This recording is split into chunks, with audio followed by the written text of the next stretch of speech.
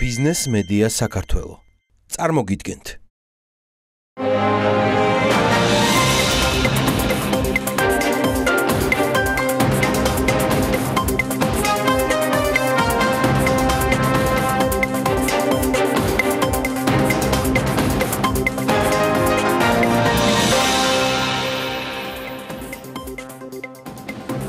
მთავრობის ახალ შემადგენლობას პარლამენტი ნდობას დღეს გამოუცხადებს, რა აქცენტები დასვა პრემიერმა საკუთარი მიმართვისას საკანონმდებლო ორგანოში.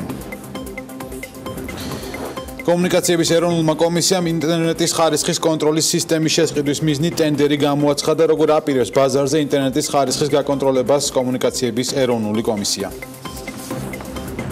ენერგეტიკის სექტორში გამჭვირვალობის ნაკლებობა ყოფილი საბჭოთა კავშირის ქვეყნების და მათ შორის საქართველოს მნიშვნელოვანი პრობლემაა, საინტერესო კვლევის დეტალები საქმის კურსში.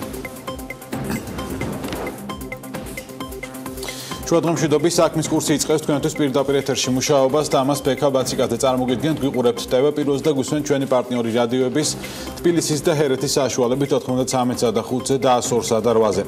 კაპიტალის ბაზრის განვითარების მნიშვნელობა, ანაკლიის სპორტი და პირველი ბარი, რომელსაც პრემიერი ზეგ დაარტყამ, საპენსიო რეფორმა და სხვა ეკონომიკური და სოციალური გამოწვევები. დეპუტატების წინაშე სიტყვით პრემიერ-მინისტრი გიორგი კვირიკაშვილი წარსდგა, როგორც იცით, მინისტრთა კაბინეტის ახალ შემადგენლობას პარლამენტმა ნდობა დღეს უნდა გამოუცხადოს. ელენა გოგბერაშვილი ჩაგვაყენებს საქმის კურსში ეკონომიკური აქცენტების შესახებ, რომელიც პრემიერმა პარლამენტში დასვა. ელენა, შუადღემშვიდობის, გისმენთ. ბექა, ეკონომიკური რეფორმების ბლოკიდან პრემიერმა პირველად მოგების გადასახადის რეფორმის მნიშვნელობაზე ისაუბრა და დაასახელა ის ორი მთავარი მიღწევა, რაც ქვეყანას სწორედ ამ რეფორმამ მოუტანა. გიორგი კვირიკაშვილი აღნიშნავს, რომ მოგების გადასახადის რეფორმით ქვეყანაში დამატებით 500 მილიონ ლარზე მეტი საინვესტიციო რესურსი გაჩნდა, რაც თავის მხრივ აისახა როგორც ეკონომიკური ზრდის, ისე პირდაპირი უცხოური ინვესტიციების მაჩვენებლებში. საქართველოში აღარ არსებობს მოგების გადასახადი და ამ გზით ჩვენ 500 მილიონ ლარზე მეტი საინვესტიციო რესურსი გავაჩინეთ ეკონომიკაში. ჩვენ მივიღეთ ორივე შედეგი, რასაც ველოდებოდით, დამატებითი ეკონომიკური ზრდა, დაახლოებით 1%-დან 1.5%-მდე დამატებითი ეკონომიკური ზრდა მოხდა მარტო ამ ნაბიჯმა და 4.9% არის რეალური ეკონომიკური ზრდა დღეს ქვეყანაში 11 თვის მონაცემებით. ასევე ჩვენ გვაქვს გასული წლის მაჩვენებელზე უფრო მეტი პირდაპირი უცხოური ინვესტიციების მაჩვენებელი. საგადასახადო ლიბერალიზაციასთან ერთად პრემიერმა აქცენტი გააკეთა ასევე შემოსავლებისა და ხარჯების დაბალანსების მიმართულებით გადადგმულ ნაბიჯებზეც.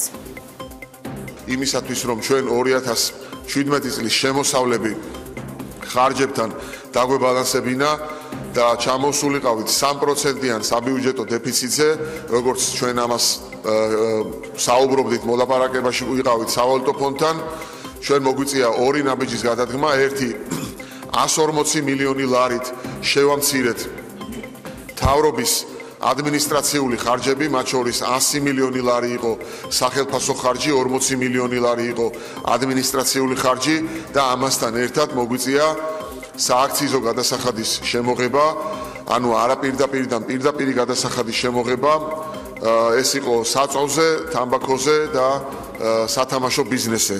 საბოლოო ჯამში ჩვენ მივიღეთ ძალიან ჯანსაღი სუვერენული ბალანსი, მივიღეთ ძალიან ჯანსაღი ბიუჯეტი და ამან მოგვიტანა მუდის საკრედიტო რეიტინგის ერთი საფეხურით გაუმჯობესება და ამავე დროს, როგორც მოგახსენეთ, პოზიტიური ეკონომიკური დინამიკა. ეკონომიკური რეფორმების ბლოკის ერთ-ერთ ყველაზე მნიშვნელოვან რეფორმად პრემიერ-მინისტრი საპენსიო რეფორმას და კაპიტალის ბაზრის განვითარებას ასახელებს. პრემიერი აცხადებს, რომ საპენსიო რეფორმა საკმაოდ რთული ინსტიტუციური რეფორმაა, თუმცა მისი ეფექტი გაცილებით მნიშვნელოვანია ქვეყნისთვის. გიორგი კვირიკაშვილმა კაპიტალის ბაზრის განვითარების მიმართულებითაც ისაუბრა და რეგულაციების შემოღებაც დაანონსა.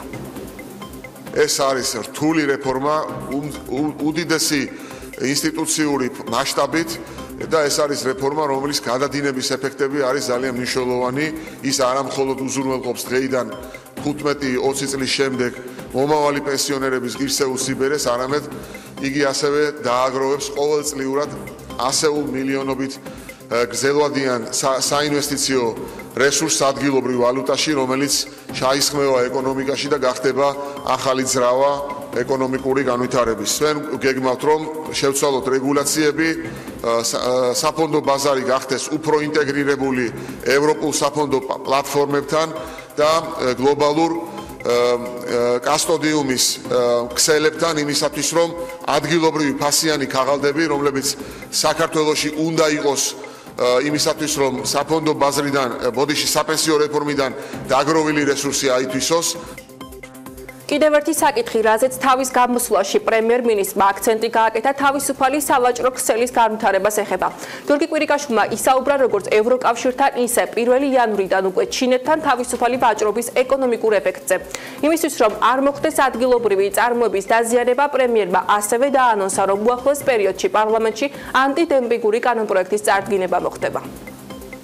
ჩვენ ევროკავშირი ყავს როგორც პირველი სავაჭრო პარტნიორი ჩვენი ქვეყნისთვის. დღეს უკვე ჩვენ შეგვიძლია ვთქვათ, რომ 7 მილიონი ბოთლი იყიდება ჩინეთის ბაზარზე. ეს არის წარმოუდგენელი დინამიკა და შედეგი, რომელსაც ჩვენ არ ველოდებოდით ნამდვილად. და მე დიდი იმედი მაქვს, რომ მას შემდეგ, რაც 47%-იანი ესე დანამატი ფასში მოიხსნება ჩინეთის ბაზარზე ქართული ღვინისთვის, სწორედ ამ ხელშეკრულებიდან გამომდინარე, ჩვენი ღვინო გახდება კიდევ უფრო კონკურენტუნარიანი. ინდოეთთან სავარაუდოდ უახლოეს მომავალში დავიწყებთ მოლაპარაკებებს და რა თქმა უნდა, აქვე მინდა უპასუხო იმ შეკითხვას, რომ ხომ არ დააზიანეს ეს ადგილობრივ წარმოებას არამც და არამც ჩვენ ყველა ასეთ ხელშეკრულებაში ჩადებული გვაქვს დაცვის მექანიზმები და ამას გარდა ჩვენ გეგმავთ, რომ ანტიდემპინგური კანონმდებლობით შემოვიდეთ უახლოეს მომავალში პარლამენტში, რათა ჩვენ გქონდეს მსოფლიო ვაჭრობის ორგანიზაციის რეგულაციებით გათვალისწინებული და მის სტანდარტებთან შესაბამისი კანონმდებლობა, რომ ჩვენ სწორ მომენტში სწორად დავიცვათ ჩვენი ადგილობრივი წარმოებაც და ექსპორტიორის უფლებებიც. სხვა ეკონომიკური რეფორმებიდან პრემიერმა ისაუბრა ასევე ჯანდაცვის მიმართულებაზეც და აღნიშნა, რომ საყოველთაო ჯანდაცვის პროგრამა, როგორც ერთ-ერთი წარმატებული პროგრამა, კვლავ შენარჩუნდება, თუმცა პრემიერი აღნიშნავს, რომ ჯანდაცვის მიმართულებით გარკვეული მკაცრი გადაწყვეტილებები იქნება მიღებული. სპორტი, რომელმაც საქართველოს სატრანზიტო პოტენციალი სრულიად სხვა საფეხურზე უნდა გადაიყვანოს. ეს არ არის მხოლოდ პორტი, ეს არის რამდენიმე 1000 კვადრატული კილომეტრი თავისუფალი ინდუსტრიული ზონა, რომელიც შეიქმნება პორტის გარშემო და ეს არის სრულიად ახალი დინამიკა, პირდაპირ ვიტყვი, ეს არის ლოკომოტივი საქართველოს ეკონომიკის მომავალი რამდენიმე 10 წლეულის განვითარების ყველანაირი გადაჭარბების გარეშე. ბაქო-თბილისი-ყარსის რკინიგზა, რომელიც დასასრულს უახლოვდება, დიდი იმედი გვაქვს, რომ 2018 წლის განმავლობაში შევა ექსპლუატაციაში, არის ერთ-ერთი არტერია, რომელიც საქართველოს სატრანზიტო პოტენციალს კიდევ უფრო განავითარებს და ეს არის ძალიან ბევრი ალტერნატივის ერთიანი ქსელი, რომელიც სრულიად სხვა ეკონომიკურ დინამიკას მოიტანს საქართველოში. ეკონომიკური რეფორმების ბლოკიდან მხოლოდ ნაწილია ეს, რაზეც პრემიერმა თავის გამოსვლაში ისაუბრა. გიორგი კვირიკაშვილი 2018 წელს საყოველთაო ჩართულობისა და დიალოგის წლად აცხადებს. მისი თქმით, ინვესტორთა საბჭოს მსგავსად არასამთავრობო სექტორისა და სამოქალაქო საზოგადოებისთვის შეიქმნება პლატფორმა, სადაც მთავრობა მათ მოусმენს. პრემიერი გამოეხმაურა ასევე სოფლის მეურნეობისა და გარემოს დაცვის სამინისტროს შერწყმის საკითხსაც და აღნიშნა, რომ გაერთიანების პირობებში გარემოს დაცვითი ხაზი კიდევ უფრო გაძლიერდება. ენერგოპოლიტიკის მიმართულებით კოოპერაცია იქნება პრიორიტეტული. ენერგეტიკაში კი 2018 წელს მთავარი გამოწვევა იმპორტის შემცირება, მწვანე ენერგიაზე ორიენტირება და ალტერნატიული ენერგოწყაროების განვითარება იქნება. მადლობა ელენე გოგბერაშვილი საუბრობდა საქმის კურსის პირდაპირ ეთერში. განაგზობთ გადაცემა საქართველოში ინტერნეტის ხარისხის კონტროლი იწყება. მომხმარებელთა უფლებების დაცვისა და ინტერნეტ მომსახურების ხარისხის შემოწმების მიზნით კომუნიკაციების ეროვნულმა კომისიამ ინტერნეტ მომსახურების მიწოდების ხარისხის განსაზღვრისა და შემოწმების წესის დამტკიცების შესახებ მუშაობა დაიწყო. როგორ აპირებს ბაზარზე ინტერნეტის ხარისხის გაკონტროლებას კომუნიკაციების კომისიამ, ამას უკვე კომუნიკაციების ბაზრის ანალიზისა და სტრატეგიული განვითარების დეპარტამენტის უფროსი ქეთევან რეხვიაშვილი გვეტყვის. შუადღე მშვიდობის ქალბატონო ქეთევან, მადლობა გადაცემაში მონაწილეობისათვის. პირველ რიგში მინდა კითხოთ ინტერნეტის ხარისხის სტანდარტი, საერთო სტანდარტი თუ არსებობს ქვეყანაში და რას გულისხმობს ის? გამარჯობათ, მოგესალმებით. დიდი მადლობა, რომ ამ საკითხით დაინტერესდით და გადაცემაში მოგვიწვიეთ. მინდა გითხრათ, რომ 2015 წლამდე ევროპაშიც და მსოფლიოს სხვა ქვეყნებშიც არ არსებობდა ერთიანი მიდგომა, თუ როგორი ხარისხის უნდა ყოფილიყო ინტერნეტი, რა პარამეტრებთან უნდა ყოფილიყო ეს დაკავშირებული და ეს როგორ უნდა ასახულიყო შესაბამისი ქვეყნის რეგულაციებში და კანონმდებლობაში. 2015 წელს ევროპარლამენტმა და საბჭომ მიიღეს რეგულაცია, სადაც გაწერილი არის ის მინიმალური მოთხოვნები, რომელიც ინტერნეტის ხარისხთან დაკავშირებით აუცილებლად უნდა იყოს ასახული სააბონენტო ხელშეკრულებაში, რომლის საფუძველზეც ინტერნეტ პროვაიდერი მომხმარებელს აწვდის მომსახურებას და შესაბამისად უნდა მოხდეს შემდგომ ამ პარამეტრების ხელშეკრულებაში გაწერილი ნორმებთან შესაბამისობის. კი ბატონო, ზუსტად ამ რეგულაციის დანერგვაზე მუშაობს ახლა კომისია და ეს პარამეტრები იქნება გადმოტანილი იმ წესში და დებულებაში, რომელსაც კომისია განსაზღვრავს და მას შემდგომ რაც ეს ყველაფერი ძალაში შევა, უკვე გაკონტროლდება და სპეციალური მონიტორინგის სისტემით შემოწმდება ეს შესაბამისობა. აი, ვინ შემოწმდება? ანუ ეს იქნება შემომტანები, გამონაწილებელი კომპანიები, დიდი მსხვილი ოპერატორები თუ მწვრილი ოპერატორები, ვინც ბაზარზე საქმიანობენ, ანუ ვის შეეხება ეს სტანდარტები? კი ბატონო, შემოწმდება ყველა ოპერატორი, რომელიც აბონენტს აწვდის მომსახურებას, ანუ ბოლო მომხმარებელს, ვინც აწვდის მომსახურებას, აბსოლუტურად ყველა. იქნება ეს ოპტიკით, ვინც აწვდის, DSL-ით, Wi-Fi-ით, რეგიონში, თბილისში თუ ქვეყნის სხვა მასშტაბით. რაც შეეხება პარამეტრებს, თქვენ უნდა გეთქვათ რამდენიმე მათგანი ეს მინიმალური პარამეტრები. კი ბატონო, კი. პარამეტრები ეს არის სიჩქარესთან დაკავშირებული პარამეტრები, აუცილებლად ხელშეკრულებაში გაწერილი უნდა იყოს მაქსიმალური სიჩქარე, ფაქტობრივად მიწოდებული სიჩქარე და მინიმალური სიჩქარე და მინიმალურ სიჩქარეზე დაბლა მომხმარებელს არასოდეს არ უნდა მიეწოდებოდეს ინტერნეტი, ასევე უნდა გაიწეროს ეგრეთ წოდებული დაყოვნების პარამეტრი, ჯიტერი, რომელიც განსაზღვრავს უკვე ინტერნეტში ამ პაკეტების მიმოცვლის სიჩქარესა და დაყოვნებას. ეს პარამეტრები უნდა იყოს აბსოლუტურად ყველა სააბონენტო ხელშეკრულებაში შესაბამისი ნორმებით და მაჩვენებლებით და უნდა შესაბამისობაში მოიყვანონ ოპერატორებმა თავიანთი ქსელი, რომ უზრუნველყონ ამ პარამეტრების დაცვა. დიახ, გაბატონო კეთილ, პროვაიდერები დღეს მომხმარებელს უთან ხვდებიან ჩამოტვირთვის და იშვიათად ატვირთვის სიჩქარეზე ამ ხელშეკრულებაში. პროექტის მიხედვით თქვენც ახსენეთ, რომ უნდა აუცილებლად მოხდეს მორიგება ეგრეთ წოდებულ პაკეტ სლოტებზე და ჯიტერზე, ანუ სიხშირის რხევაზე. რატომ არის საჭირო ამ პარამეტრების გაზომვაც, ანუ დამატებით პროვაიდერებისთვის რატო არის ვალდებულება?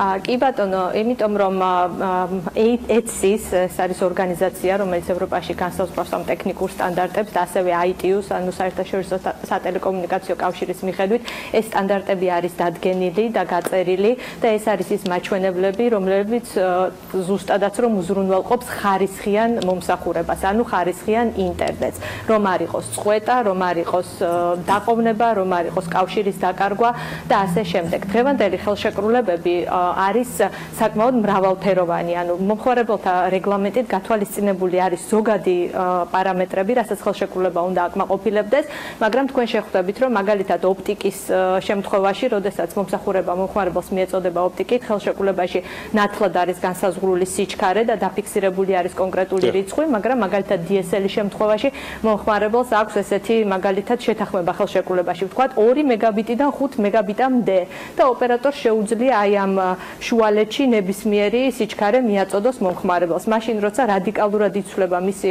ასე ვთქვათ, გამოცდილება და მის მიერ ამ მომსახურების მოხმარება, თუ მას მიეწოდება 2 მეგაბიტის სიჩქარე და თუ მას მიეწოდება 5 მეგაბიტის. DSL-ის შემთხვევაში ვთქვათ უფრო რთულია, იმიტომ რომ დაზიანებულია, ვთქვათ, იგივე ქსელები და ხაზები და ამაზეც არის იდეაში ხო დამოკიდებული, ვთქვათ, ის სიჩქარე, ამიტომ თავს იზღვევენ რაღაცნაირად ალბათ ოპერატორები, რომ 2-დან 5-მდე გაწერონ.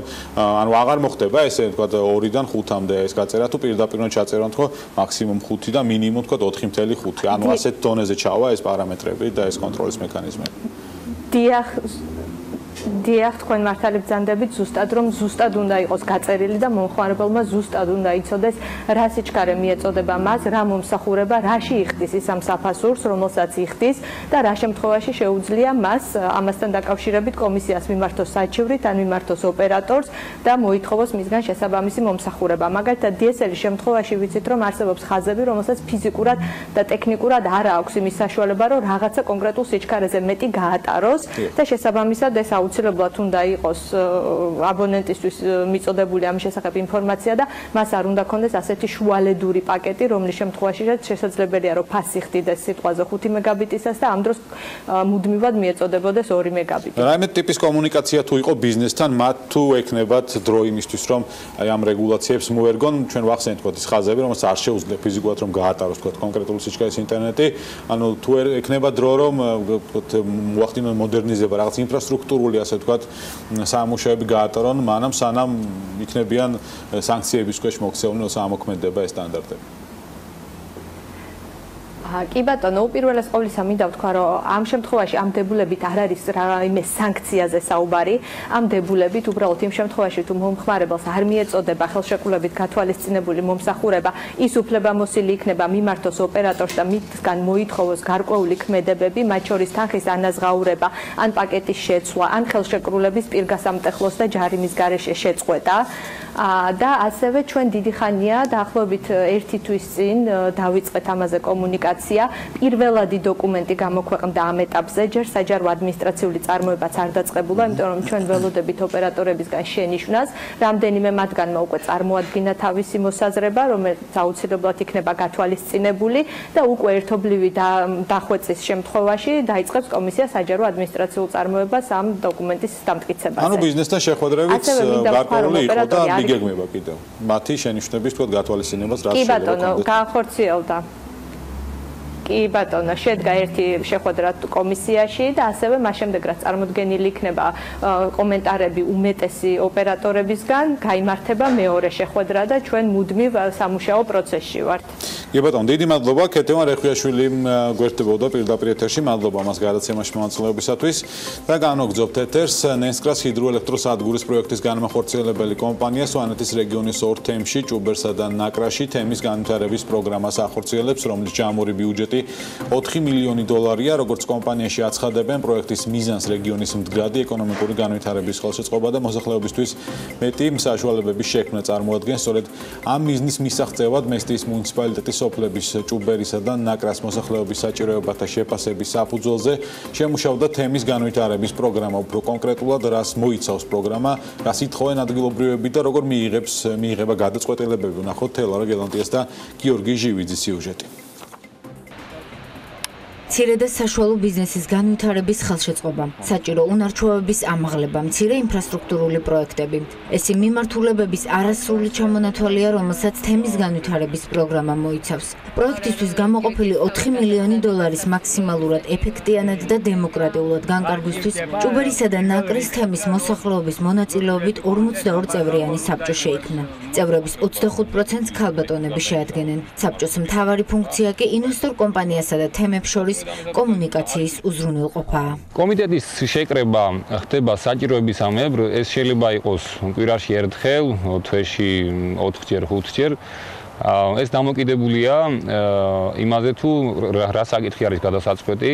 ეს შეიძლება იყოს კონკრეტული რაღაც საჭიროება, პრობლემა, თემში არსებული პრობლემა, ეს შეიძლება იყოს კონკრეტული წინააღმდეგობის წარდგენა კომპანიის წინაშე და ამ დროს ხდება კომიტეტის შეკრება და შეთანხმება და შემდგომ შესაბამისი წინააღმდეგობის მომზადება კომპანიის მიმართ. ეს ძალიან აქტიური პროცესია, მაქსიმალურად არის ყველა ჩართული ამ პროცესში. გამომდინარე იქიდან, რომ ისევე როგორც დანარჩენ საქართველოში, სვანეთის რეგიონშიც მთავარი გამოწვევა სამუშაო ადგილების შექმნაა, თემის განვითარების პროგრამის ფარგლებში ჭუბერისა და ნაკრის მოსახლეობამ ინგლისურის და კომპიუტერის კურსები, ასევე გესტ-ჰაუსების მართვის ტრენინგების დაფინანსება მოითხოვა. ფიქრობენ, რომ სვანეთს დიდი ტურისტული პოტენციალი აქვს, ამიტომ საოჯახო სასტუმროების მოწყობას და ტურისტების სათანადოდ გამასპინძლებას საჭირო უნარჩვევები სჭირდება.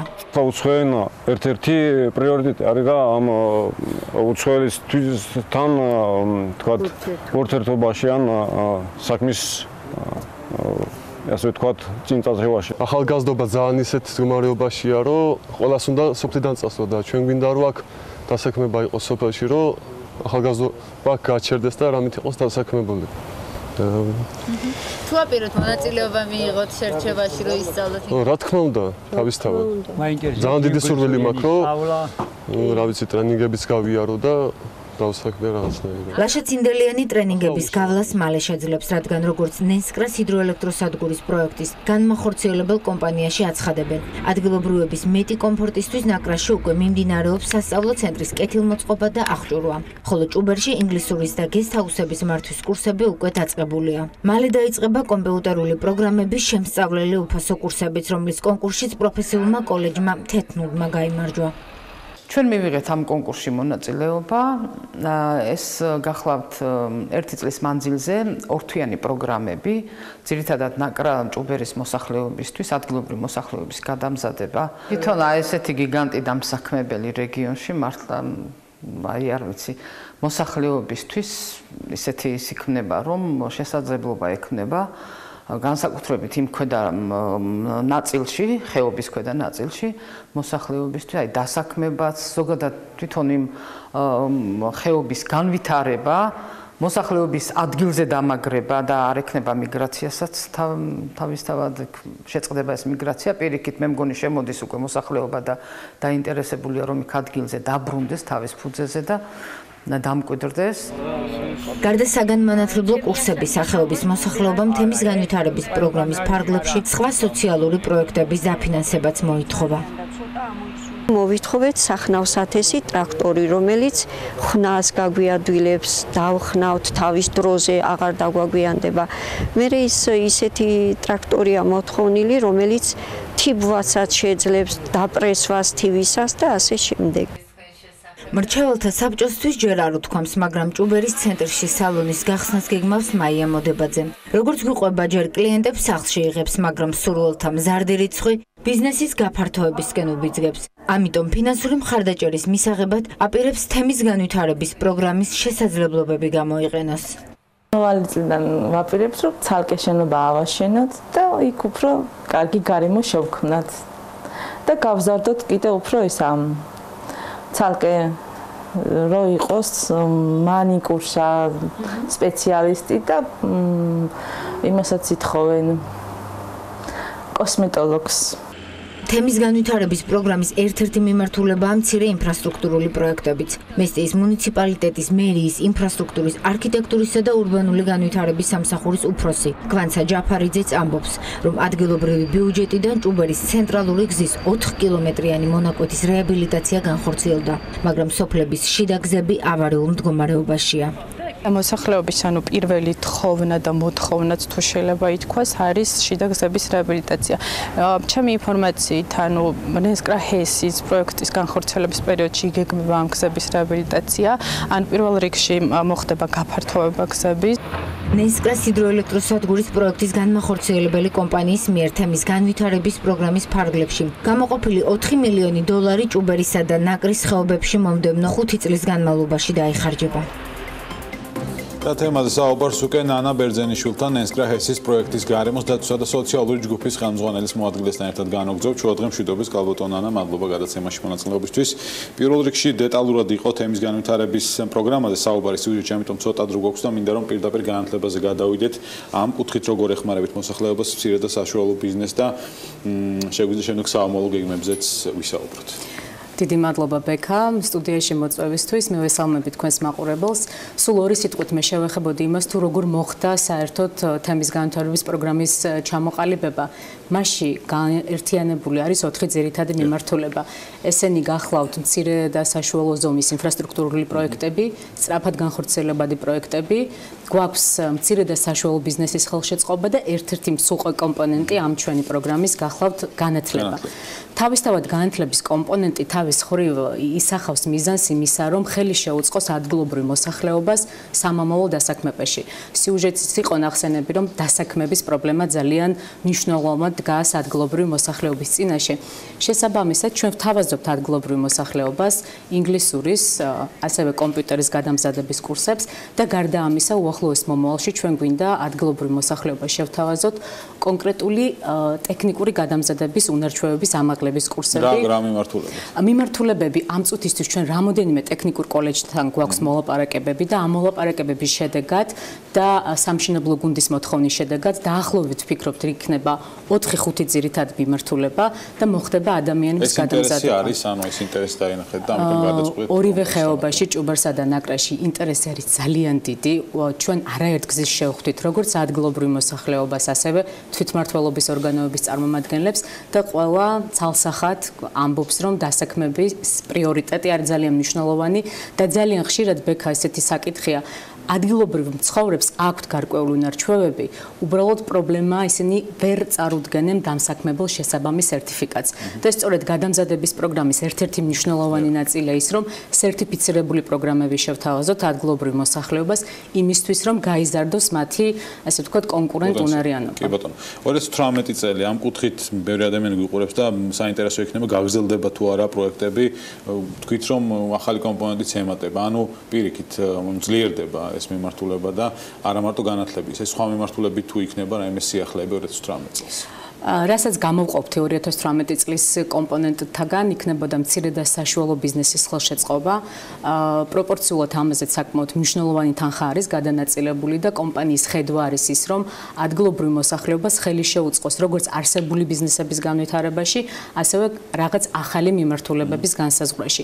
ამ ეტაპზე მე არ მინდა კონკრეტული ჩამონათვალი გითხრათ, რადგანაც ფილოსოფია ჩვენი ურთიერთობის თემებთან ეფუძნება მათგან მოწოდებულ პრიორიტეტებს. თუმცა არსებობს წინასწარი კვლევები, რომლებიც გამოსახავენ რამდენიმე პრიორიტეტს, ეს არის მცირე და საშუალო სასტუმრო სახლების განვითარება, შესაძლებელია მეფუტკრეობაზე ვისაუბროთ და გარდა ამისა მეცხოველების განვითარებაზე. თუმცა ეს არ არის სრული ჩამონათვალი და 2018 წელს შეზღუდულნი არ არიან თქვათ ადამიანები, რომ კონკრეტული მცირე და საშუალო ბიზნესი დია წარადგინონ.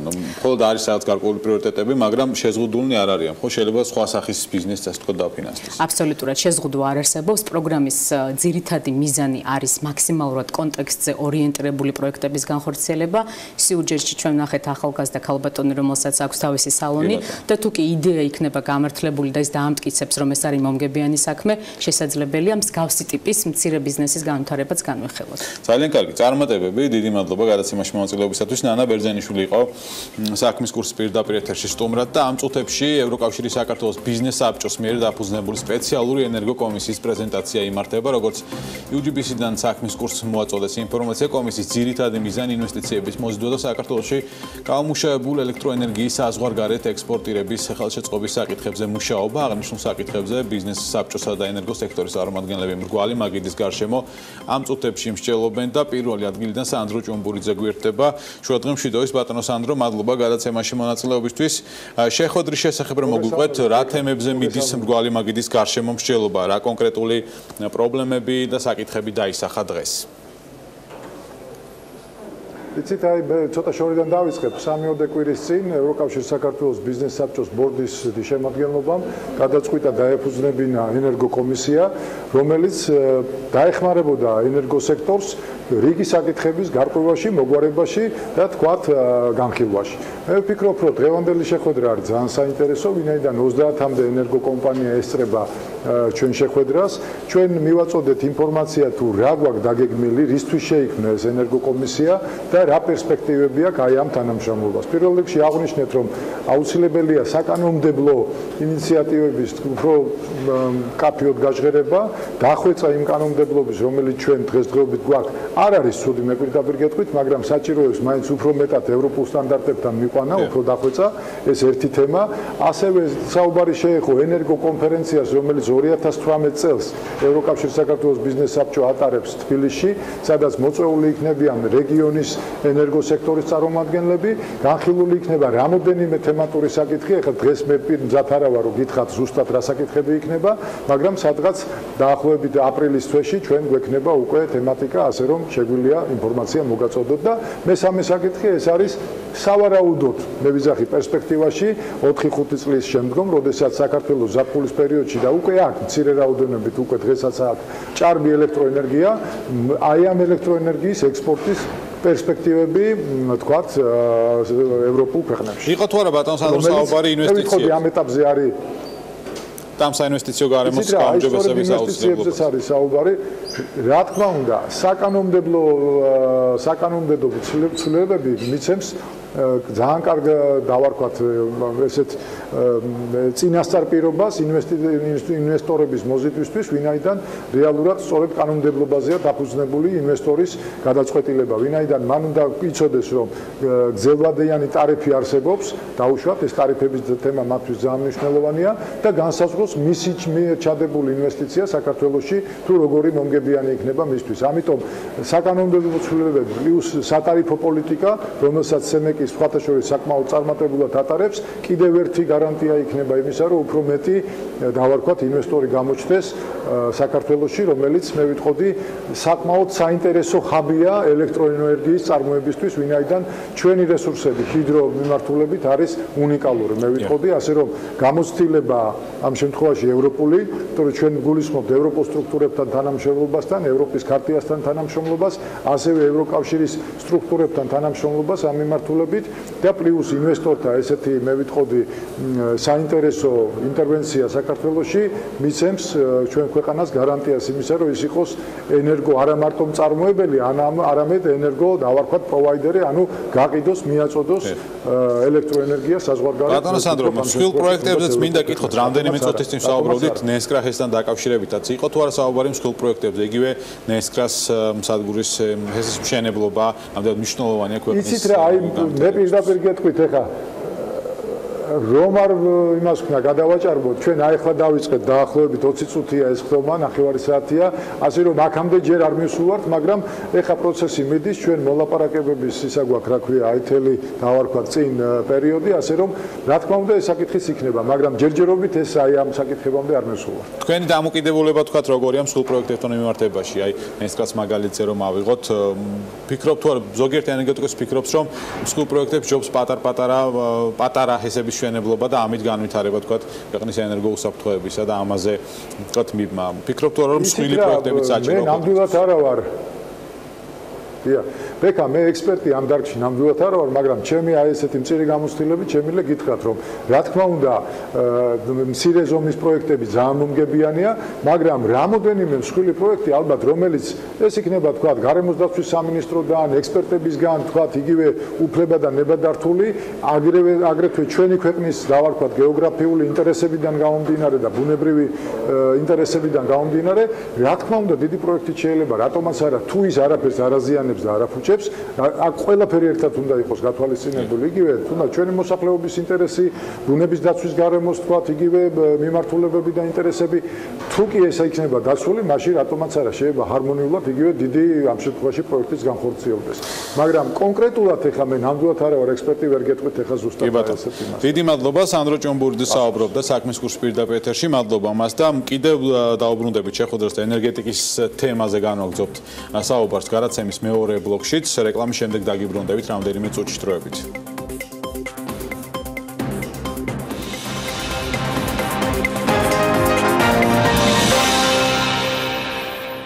განვაგრძობთ პირდაპირ ეთერში მუშაობას ტევ პირველის ეთერი და ჩვენი პარტნიორი რადიოების თბილისის და ჰერეთის საშუალებით შეგრძნეთ ჩვენი მოსმენა 93-ზე და 5-ზე და 102-სა და 8-ზე ისე უბრუნდებით ენერგო კომისიის პრეზენტაცია საიდანაც რამდენიმე წუთის წინ სანდრო ჭუმბურიძე საუბრობდა ირაკლი ტყებუჩავა გროს ენერჯი ჯგუფის ფინანსური დირექტორი გვერდება პირდაპირ ეთერში შუადღე მშვიდობის ბატონო ირაკლი მადლობა პირველ რიგში გადაცემაში მონაწილეობისთვის სულ რამდენიმე წუთია დაიწყო შეხვედრა ბატონო სანდრომ გითხრა რომ ელოდებიან ისინი ენერგო კომპანიებისგან გარკვეული წინადადების დაყენებას და ასე ვთქვათ გამოწვევებზე საუბარს. თქვენ რას მიიჩნევთ თავარ გამოწვევად დღეს ბაზარზე და რა ფორმით დაეხმარება აღნიშნული კომისიის საქმიანობა თქვენი შეფასებით მომავალში ენერგო სექტორს? მოგესალმებით კიდევ ერთხელ. ჩემი აზრით დიდ დახმარებას აღმოუჩენს თვითონ სექტორს აღნიშნული კომისიის შექმნა და ვფიქრობ რომ მთავარი გამოწვევა რაც დღეს არის ეს არის ძელვადიანის პროგნოზის განხორციელება, ანუ საკანონმდებლო ცვლილებების ისე განხორციელება და მორგება, რომ ინვესტორებს, ფინანსური ინსტიტუტებს ჰქონდეთ საშუალება გრძელვადიანად განახორციელონ პროგნოზი. ვინაიდან ეს დარგი არის გრძელვადიან უკუგებაზე, გრძელვადიან ინვესტიციაზე ორიენტირებული დარგი, აქედან გამომდინარე, მათ უნდა ჰქონდეთ კანონმდებლობიდან მიიღონ ის ინფორმაცია და ის საშუალებები, რათა განახორციელონ გრძელვადიანი პროგნოზი და უკვე უსაფრთხოდ და რისკების გარეშე განახორციელონ ინვესტიცია ამ დარგში. ბატონო ირაკლი, სრულ პროექტებზე კი ბატონო.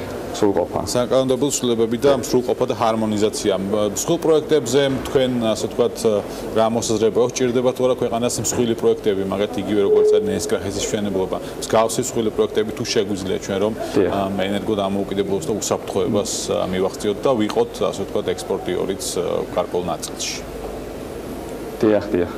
რა თქმა უნდა, მოგეხსენებათ, მოთხოვნა ის ზარდია, იზრდება და ის უკვე ფაქტიურად აჭარბებს მიწოდებას და დღეისათვის უფრო იმპორტზე ვართ დამოკიდებული, განსაკუთრებით ზამთრის პერიოდში, ეს არის 8 თვე და აქედან გამომდინარე, რომ მოთხოვნას მიწოდება შეუსაბამოთ, საჭირო არის აუცილებლად დიდი პროექტების განხორციელება, რომელიც იქნება მააკუმულირებელი პროექტები, ანუ სეზონური რეგულირების და საშუალება იქნება ზამთრის პერიოდში ენერგიის გამომუშავება. Ძირითადად ჩვენი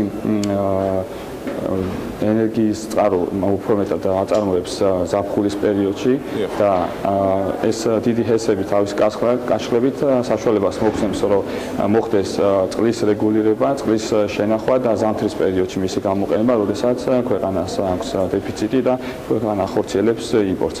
აუცილებლად დიდი ჰესების გარეშე ვერ დავაკმაყოფილებს ჩვენს მოთხოვნას და ეს ენერგოუსაფრთხოებაზეც აისახება, რა თქმა უნდა. ბატონო ირაკლი, გროს ენერგი ჯგუფის მიმდინარე და საღამოვლო პროექტებთან დაკავშირებით რა შეგიძლიათ გითხრათ? ჩვენ უკვე 10 წელია ბაზარზე ვართ, ერთ-ერთი წამყვანი საკონსულტაციო საინჟინრო კომპანია. ნამუშევარი გვაქვს ისეთ დიდ პროექტებზე და წარმატებულ პროექტებზე, როგორც თქვა, აჭარისწყლის პროექტი არის, შუახევი ჰესი 178 მეგავატი. ამ ეტაპზე გვაქვს მიმდინარე 30-მდე პროექტი, რომელიც განვითარების სხვადასხვა ეტაპზე არის. დაწყებული მშენებლობის ნებართვის მოპოვება, ტექნიკურ-ეკონომიკურ დასაბუთება, ზოგიერთი კი მშენებლობის სტადიაზე. ვფიქრობ, რომ ეს დარგი ძალიან პერსპექტიულია, ძალიან მნიშვნელოვანი ამ დარგის განვითარება და ეს არის საექსპორტო პოტენციალი და ქვეყნის ხელშეწყობით და ინვესტორების ხელშეწყობით მოხდება მომავალ პროექტის განხორციელება და ექსპორტის საექსპორტო ბაზრების ათვისება და ესე ვთქვათ, ეკონომიკის ამ დარგის განვითარება. დიდი მადლობა. ირაკლი ტყებუჩავა, გროს ენერგი ჯგუფის ფინანსური დირექტორი საუბრობდა საქმის კურს ეთერში, წარმატებები გროს ენერგი ჯგუფს და ზოგადად მთლიანად ენერგეტიკის სექტორს. კიდევ ენერგეტიკის თემაზე განვაგრძობთ გადაცემა. საქართველოში ენერგეტიკის სექტორში არსებული სუბსიდიების სქემებზე არ არის წარმოდგენილი ანგარიშები გაცემული სუბსიდიების ან მათი ეფექტიანობის შესახებ. ამის თაობაზე ანალიტიკურმა ცენტრმა მსოფლიო გამოცდილება საქართველოსთვის კვლევაში კვლევა გამოქვეყნა. ჩატარებულმა კვლევამ ენერგეტიკის სექტორში 2014 წლის მონაცემები დაახლოებით 500 მილიონ ლარზე მეტი სუბსიდიის არსებობა გამოავლინა. ენერგეტიკის სფეროში მთლიანი და ანგარიშებული სუბსიდიები შეადგენს ბიუჯეტის ხარჯვითი ნაწილის დაახლოებით 6%-ს, რაც მაღალი ციფრია. გიორგი მუხი-გულიშვილი გვერდება პირდაპირ ეთერში. შუადღემ შვიდობის ბატონო გიორგი, მხოლოდ სუბსიდიების სქემებზე არ არის საუბარი, აქ საუბარია მთლიანად ენერგეტიკის სექტორის გაუმჭირვალობაზე, პრობლემაზე, რომელიც დგას და პრობლემიდან გამოწვეულ, ასე ვთქვათ, დამატებით ხარვეზებზე სექტორში. დავიწყოთ სუბსიდიების სქემით, არის თუ არა ეს ერთ-ერთი, ასე ვთქვათ, მთავარი გამოწვევა მისი გამჭვირვალობის უზრუნველყოფა?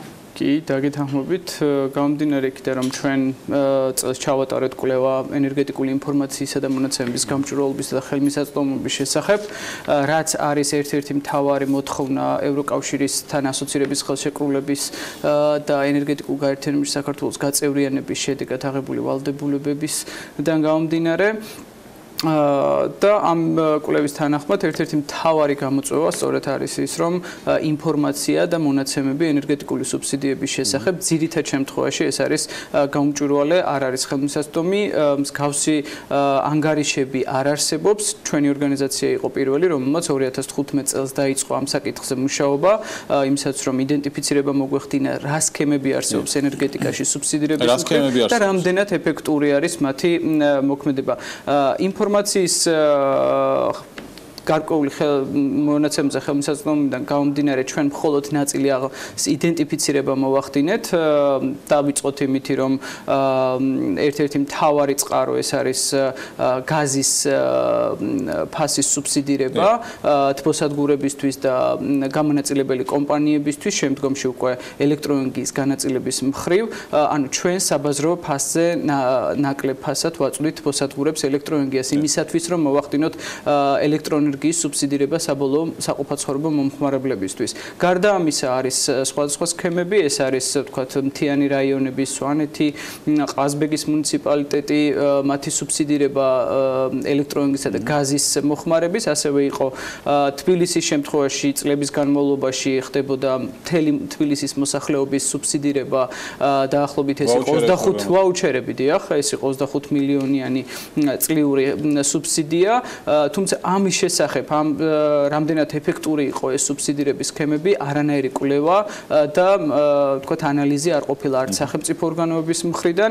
რაც მთავარი მოვალეობა, როგორც ენერგეტიკის სამინისტროსი, ასევე ფინანსთა სამინისტროსი. ბატონო გიორგი, ჩვენ საუბრობდით რამდენიმე წუთში, რომ ვთქვათ საკანონმდებლო ბაზის მოწესრიგება და გრძელვადიანი, ასე ვთქვათ, ღიაობის და გამჭვირვალობის შექმნა ინვესტორების ძალიან მნიშვნელოვანია, რომ მათი ინვესტიცია განახორციელოს ენერგეტიკის სექტორში. გარდა ამისა, თქვათ, ზოგადად სექტორის გამჭვირვალობა რა ხარვეზებს და ასე ვთქვათ აპრობებს სექტორის განვითარებისთვის. გარდა სუბსიდირების სქემებისა, კავშირთან ასოცირების ხელშეკრულებით მთავარი და ენერგეტიკულ გაერთიანებაში გაწევრიანებით საქართველოს მაიღო ვალდებულება, რომ დაუახლოვოს თავისი ენერგეტიკული კანონმდებლობა ევროკავშირის კანონმდებლობას, დირექტივებს და რეგულაციებს, რომლის ერთ-ერთი მთავარი მიმართულება ეს არის კონკურენტული ბაზრების ჩამოყალიბება ელექტროობისა და გაზის სექტორში და ამის მთავარი წინაპირობა ეს არის ინფორმაციის გამჭვირვალობა და ხელმისაწვდომობა. აი სოკარის მაგალითია მოყვანილი და აქ არის ხელშეკრულებები, ერთ-ერთი მთავარი პრობლემა, სადაც გამჭვირვალობა არსებობს, როგორც ვთქვათ, გაზპრომთან, ასევე სოკართან, რაც არის ერთ-ერთი მთავარი პრობლემა. გაზპრომის შემთხვევაში არგუმენტი არის, რომ ეს არის კომერციული საიტი. კი, იყო არგუმენტი მსგავსი, თუმცა თუ გადავხედავთ თუ რაზე არის ეს ხელშეკრულება გაფორმებული, ეს არის სატრანზიტო ხელშეკრულება, ანუ ტრანზიტს რო განახორციელებს რუსეთი საქართველოს გავლით სომხეთში, ამის სანაცვლოდ საქართველოს რა უნდა მიიღოს, რა ტარიფი უნდა დადგინდეს და მსგავსი ხელშეკრულებები საერთაშორისო სტანდარტებით ეს არის გამჭვირვალე.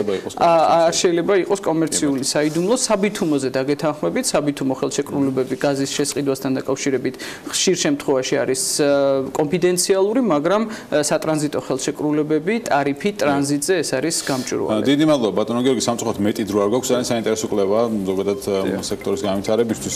მე დავიტოვებ თუ შეიძლება შემდეგ და უფრო დეტალურად მინდა რომ გავეცნოთ. დიდი მადლობა გიორგი მუხიგულიშვილი იყო საქმის კურსის სტუმარი.